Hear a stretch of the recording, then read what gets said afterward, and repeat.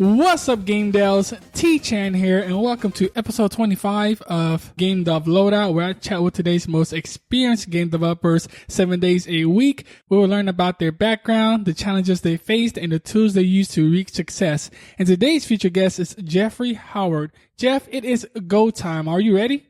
I'm ready. Yes, he is an associate professor of game development and design at Dakota State University, where he specializes in horror and occult themes and mechanics in games. He is the author of Game Magic, a game designer guide to constructing magic system, and the book Quest, Design Theory and History in Game and Narratives. And he is also the creator of Howard's Law of Occult Game Design. So go ahead, Jeff, give us a bit about your personal life and how you got started in the game industry. Sure. Well, let's see. I am, as you mentioned, a professor, and I was kind of studying books that were sort of game-like and had game elements, different choices, and kind of puzzles and stuff like that. And I got more and more into kind of thinking about teaching with games, using games as teaching tools. I started working on my own game called Arcana, which is a game about casting magic spells, doing magic rituals, stuff like that. And I got so into it and was spending so much time with it that I became interested in teaching game design. I started applying for a lot of game design jobs, and I found out about a cool new program at Dakota State University in South Dakota. And so I applied, and that's how things came about. So is game design your main area of expertise? It is. I have been designing games for about a decade now, and I have been teaching game design for about as long. So it is my main area of expertise. It's not where I started. I did start as an English teacher. I was interested in the narrative and world building aspects of kind of all media, but eventually I shifted into game design, and that's my main jam. Awesome, man. What is if people had to teach themselves game design, what would you suggest they use? Well, I would definitely suggest that they learn by doing, and you can do tutorials and you can read books, and all of that is worthwhile, but none of it really means anything until you're kind of trying to make your own game. So that's where I would start. I would say, come up with a small focused project that you want to make, and then there are many, many resources available. If I were thinking about books, I would look at a book by Jesse Schell called The Art of Game Design, A Book of Lenses. And that book also comes with a deck of cards that can be used to help generate ideas. So I think that's the best book on game design that's out there. When it comes to software, Unity is something that I would really recommend. It's probably the most widely used engine for independent game development. Unreal 4 is good. Both of those are highly complex engines. There are some less complex things that people might potentially start off with. Game Maker is a good tool. Construct 2 is something that people are using, but Unity would be a pretty good place to start.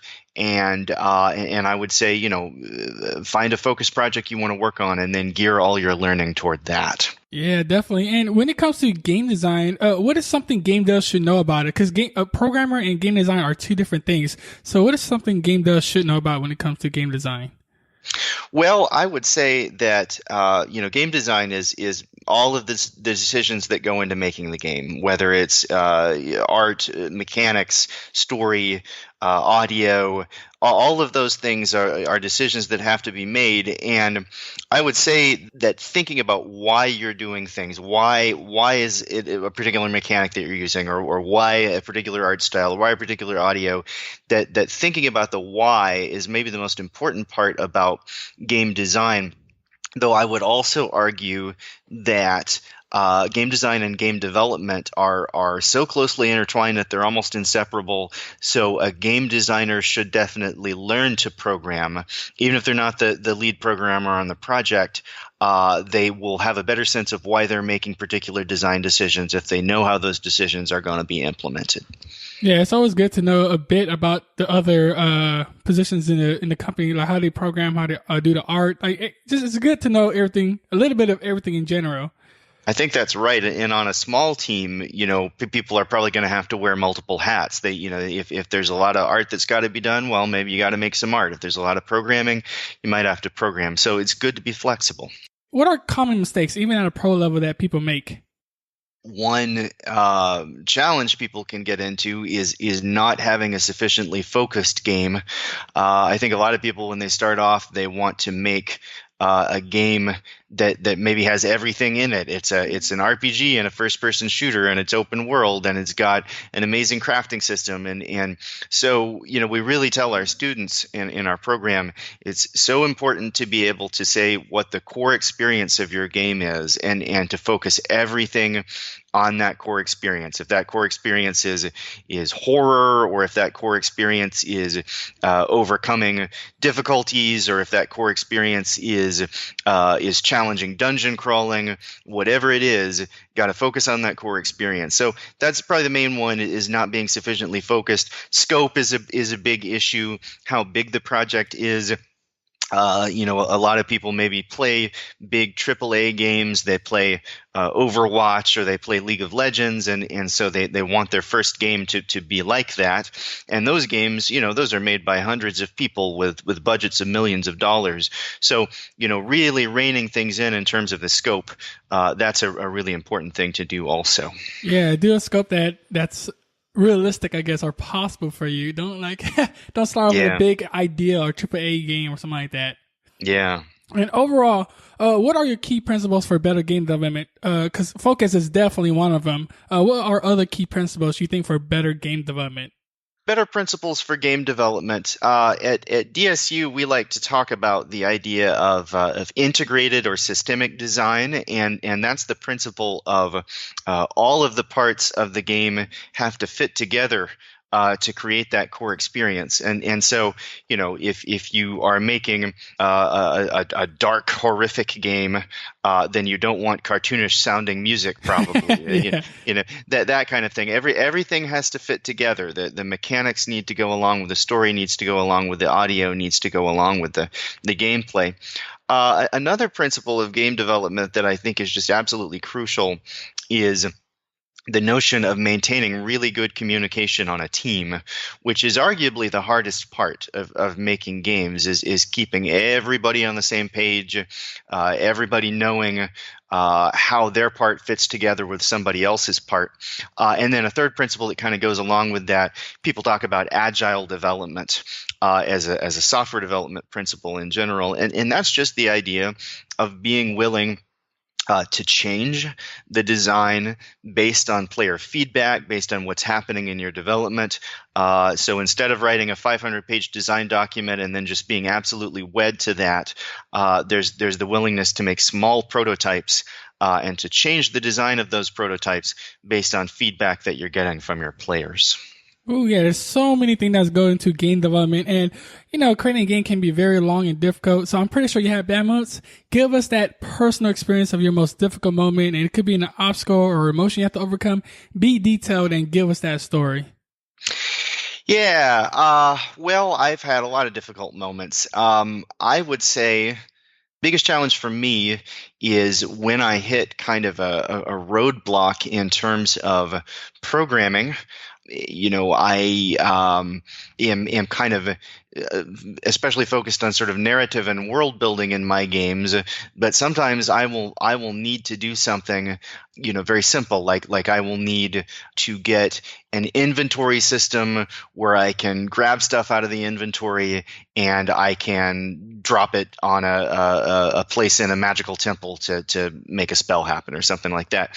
And sometimes when I am faced with a programming obstacle like that, I can spend many days working on something like that. And, it's like there literally is a brick wall in front of you. And so ways beyond those brick walls, one is just being willing to ask for help and to kind of go to the lead programmer and say, hey, I've been working on this thing for 3 days and I'm stuck. And the more you can show somebody that you have been working on something, that you can point to a particular line of code and say, this function, won't compile and I don't know why. then all of a sudden the thing that seems like a brick wall turns out to be pretty surmountable. So, and then there's just lots of moments like that where a seemingly trivial obstacle can start to seem insurmountable, especially if you're isolated and you're not talking to other people. So anyway, that's an example. Don't be shy about asking for help, because people out there are willing to help you out. There's so many forums online. Just ask for help online and do it. What do you want to make sure game devs take away from something like that, from that experience? Yeah, well, persistence. I mean, that is the number one quality that we try to inculcate into our students here is the notion of you have to fail a lot to succeed in game development, to the point that one of the principles of agile development is fail faster. Mm-hmm. The idea of knowing that inevitably you're going to experience a lot of failure and there's going to be flaws in your design and things about your game that aren't working. So you might as well figure out what those are as quickly as possible.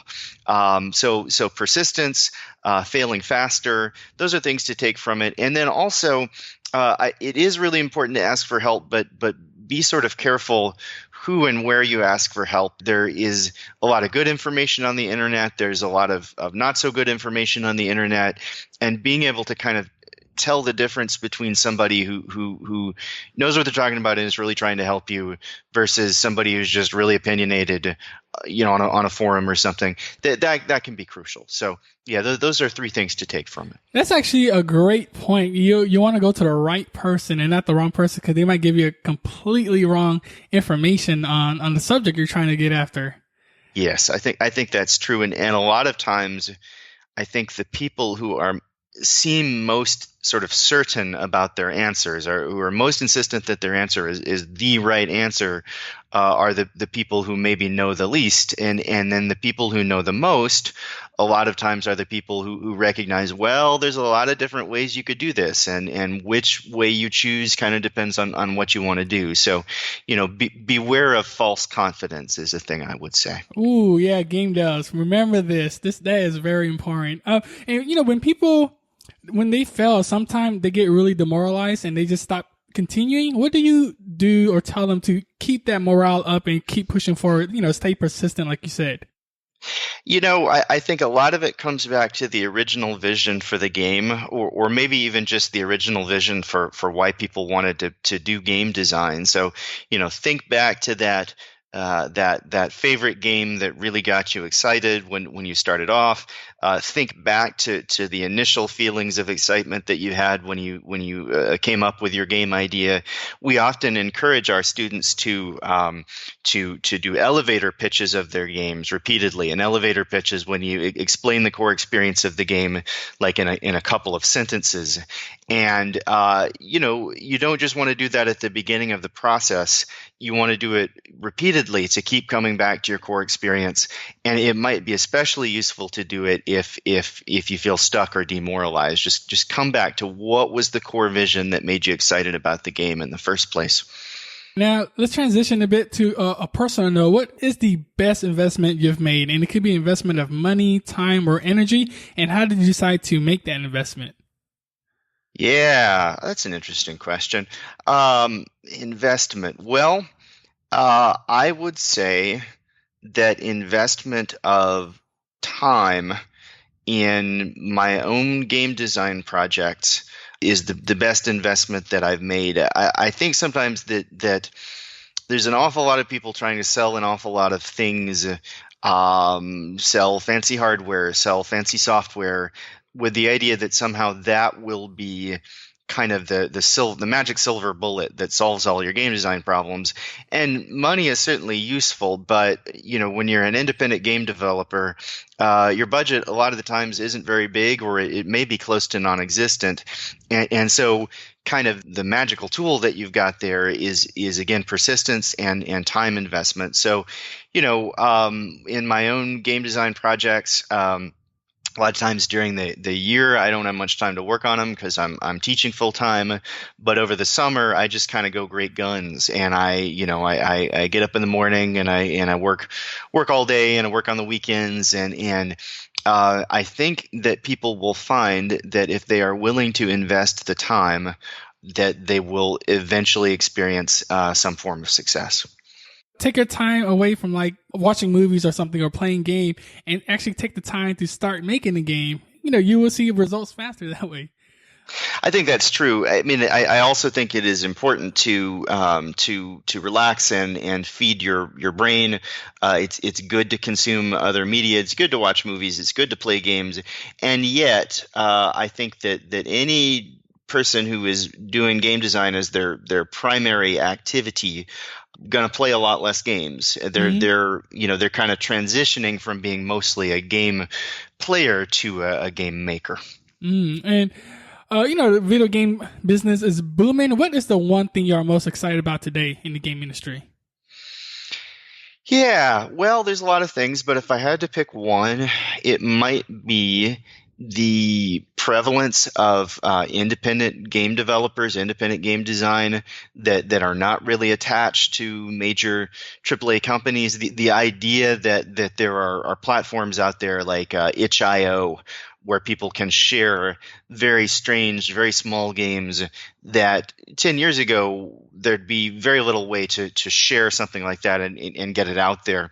I like the idea that Steam has many niche titles that are available to download online, and those wouldn't have been available 10 or 15 years ago. So I like the way that there's the opportunity for many different types of games to be able to be out there and available.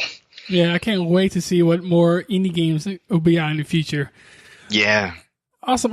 Don't forget Game Devs. You can check out GameDevLoadout.com for all the show notes and link. You can also subscribe to my email list to get tips and updates. And now we have reached crunch time. Yes, the phase that Game Devs dread, but we are here to overcome it. Basically, Jeff, I will ask quick questions. You've been giving us a ton of valuable information in return. Are you ready to crush it and release the show?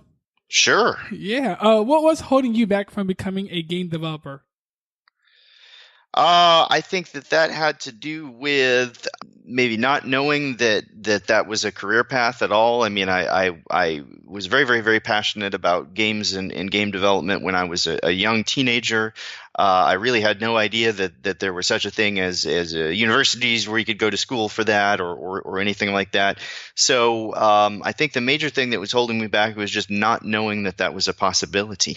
Yeah, now the possibility is huge now. So many yes. tools out there. What's a personal habit that contributes to your success? I would say coding every day. We're just generally having some form of contact with the game design project every day. Even if I don't have time, if I've got a million other things that I'm working on, when I can get into the habit of just working on that project a little bit every day, then progress tends to happen. Yeah, and there's program software on your phone itself, on smartphones, where you could do programming as well. That's true. What's the best piece of advice you've ever received? I think learn by doing, and I heard that from multiple people at multiple phases of my career. I think that very early on, I wanted to do a lot of tutorials to build up skills before I made a game. And very early on, somebody said to me, hey, it's great to develop skills, but those skills, you're not really going to remember them. They're not really going to be useful to you unless you are applying them in a project. So learn by doing, probably the best advice I ever got. Yeah, one of the things I want to do for Game Dev Loadout is that knowledge is only potential power and execution is the game, where you have to execute on the knowledge you know. Otherwise, the knowledge is useless. I think that's a good point. Well said. Mm-hmm. Awesome. How has a failure set you up for later success? One of my goals has been to speak at the Game Developers Conference, and I've done that a couple times now. Once in 2012, talking about mysteries and secrets in game design, and once in 2017, just this year, talking about heavy metal in game design. But I only got to do that after I submitted some talks and failed to get them accepted. And that was difficult, but it made me really think about audience. It made me think about what does an audience of game developers want, and a lot of times what that audience really wants is uh, concrete concrete suggestions for making games better. And so the more I learned to think in those ways, the better I kind of got about better my chances got about being able to speak at places like GDC. And but I don't think I would have made that shift necessarily unless I had failed a few times to get my talks in. Ooh, and you got any future talks you're planning to go to right now? Well, who knows? I kind of have to get inspired. I'm mostly just doing game development these days. But a lot of times, ideas for talks and books and stuff like that kind of come out of whatever it is that I'm working on. So yeah, I'm sure I'll give more talks in the future. But right now, I'm pretty focused on game development. Share an internet resource that we game devs could use. Okay, so raywinderlich.com, and Winderlich is spelled so Ray is Ray, and then Winderlich is WenderLich.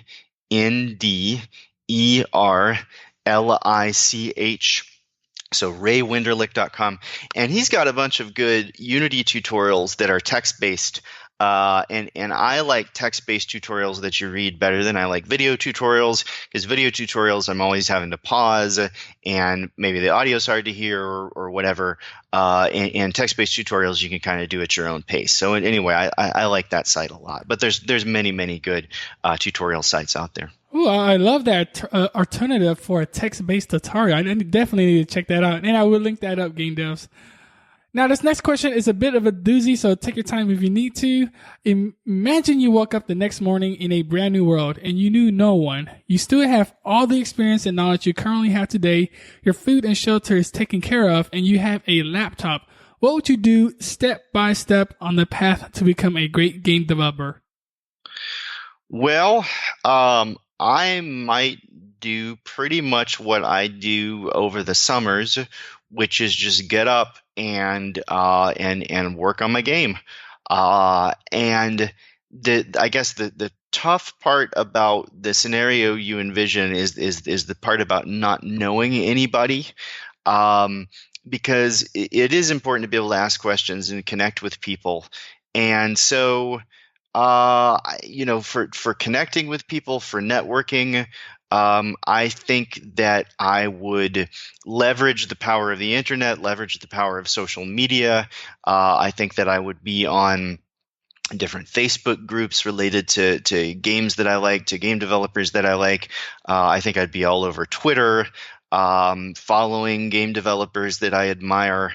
I think I would be getting on the GDC Vault, where a lot of the GDC talks are free after 2 years. So, I think that if I woke up in a world like that, I would pretty much keep working on the projects that I'm working on. But the tough part would be building back up those contacts. But the internet and social media make that a lot easier than it would have been a decade ago. Yeah, it's so easy, and you basically utilize everything at your disposal. You utilize social media, you utilize, like you say, the GDC talk. This is how I found you as well, because I saw you on GDC, and I was like, oh man, I got to email Jeff, see if he wants to be on the show, and boom, you're on the show now.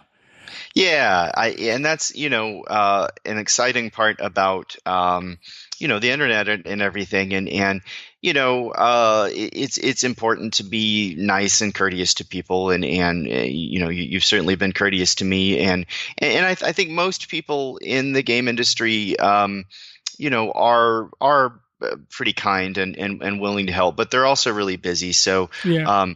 That willingness to be patient with people and just very courteous. I find in my own networking that's really important.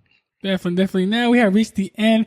Go ahead and give a parting piece of guidance and how we can connect with you. get out there and make games. I mean, I think that's the main piece of advice or guidance that I would give, and do whatever you have to do to make that happen. Whatever engines you have to learn, whatever programming you have to learn, whatever skills you have to acquire, work to make that focused vision that you have. And then I would add, don't forget to take care of yourself. Self-care is important. So build some relaxation time in, get some sleep, get some exercise. You will be best as a game developer if you are physically and mentally healthy. So make sure that you work on that too. And how can we connect with you? Sure. Well, you could follow me on Twitter at Game Magic Arcana. Arcana is Arcana. That would be a great way to do it. Or, my email is jeffhoward7, all lowercase, the number 7, at gmail.com. And I'd be very happy to chat with people in either of those ways. There you go, Game Devs. He gave you your email. Hit Jeff up. He is willing to help you out. Jeff, it's been a pleasure. Thank you so much for sharing your journey with us. And for that, we are truly grateful. We look forward to your work. And until then, we'll catch you next time. Thanks, Tony. Thanks for having me on. Thank you, Game Devs, for listening. And remember that knowledge is only potential power. Execution is the game. So equip yourself with the best loadout and take action today. Go check out GameDevLoadout.com for all the resources. You can also subscribe to my email list to get an awesome freebie, or contact me for feedback, because I would love to hear what you have to say. Until then, join me on the next episode. T-Chan out.